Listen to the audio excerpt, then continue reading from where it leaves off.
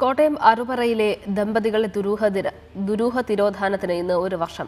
ആദ്യം ലോക്കൽ പോലീസും പിന്നീട് ക്രൈംബ്രാഞ്ചും അന്വേഷിച്ചെങ്കിലും ഇരുവരും എവിടെയെന്ന് ഇനിയും കണ്ടെത്താനായിട്ടില്ല. അന്വേഷണത്തിന്റെ ആദ്യഘട്ടത്തിൽ കോട്ടയത്തെയും പരിസരത്തെയും ജലാശയങ്ങളിൽ പലതവണ പരിശോധന നടത്തിയെങ്കിലും യാതൊരു സൂചനകളും ലഭിച്ചില്ല. അതിനിടെ സംഭവത്തിൽ സിബിഐ അന്വേഷണം ആവശ്യപ്പെട്ട് കാണാതായ ഹാഷിമിന്റെ പിതാവ് ഹൈക്കോടതിയിൽ നൽകിയ ഹർജി അടുത്ത മാസം 19-ന് പരിഗണിക്കും.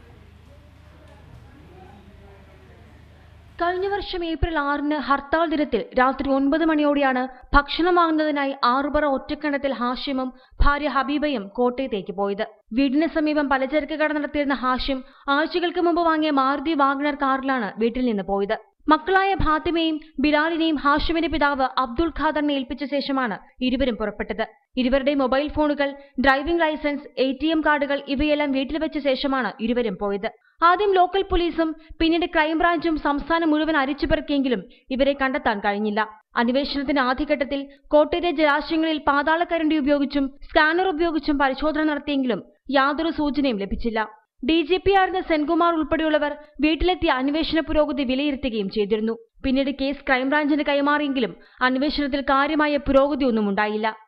ക്രൈംബ്രാഞ്ചിന്റെ അന്വേഷണം വളരെ തൃപ്തികരമായ ഒരു അന്വേഷണം തന്നെയാണ്. വളരെ കാര്യക്ഷമമായിട്ട് തന്നെയാണ് അവർ അന്വേഷണം നടത്തിക്കൊണ്ടിരിക്കുന്നത്. ഇതിനിടയിൽ ഇങ്ങനെ ഒരു CBI അന്വേഷണം ആവശ്യപ്പെട്ടതിൽ നമുക്കൊരു തൃപ്തികരമല്ലാത്ത ഒരു അവസ്ഥയാണ്.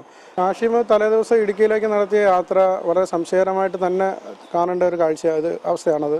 ആ കാര്യങ്ങൾ ഞങ്ങൾ ഉന്നത ഉദ്യോഗസ്ഥരുമായിട്ട് ഈ കാര്യം ക്രൈംബ്രാഞ്ചുമായിട്ടും ഈ കാര്യം നമ്മൾ ചർച്ച ചെയ്തായിരുന്നു. ഈ വിഷയം അത് തീർച്ചയായിട്ടും അതിൻ്റെ അന്വേഷണ ഭാഗമാക്കുമെന്ന് ക്രൈംബ്രാഞ്ചിൻ്റെ ഇപ്പോഴത്തെ അന്വേഷണ ഉദ്യോഗസ്ഥർ നമ്മളോട് പറയുണ്ടായിട്ടുണ്ട്. അതിനിടെ ഇവരെ കാണാതായ സംഭവത്തിൽ CBI അന്വേഷണം ആവശ്യപ്പെട്ട് ഹാഷിമിന്റെ പിതാവ് ഹൈക്കോടതിയിൽ നൽകിയ ഹർജിയിൽ പോലീസിന്റെ കേസ് ഡയറി ഹാജരാക്കാൻ കോടതി ആവശ്യപ്പെട്ടു. അടുത്ത മാസം 19-ന് കേസ് വീണ്ടും പരിഗണിക്കും. റിപ്പോർട്ടർ, കോട്ടയം.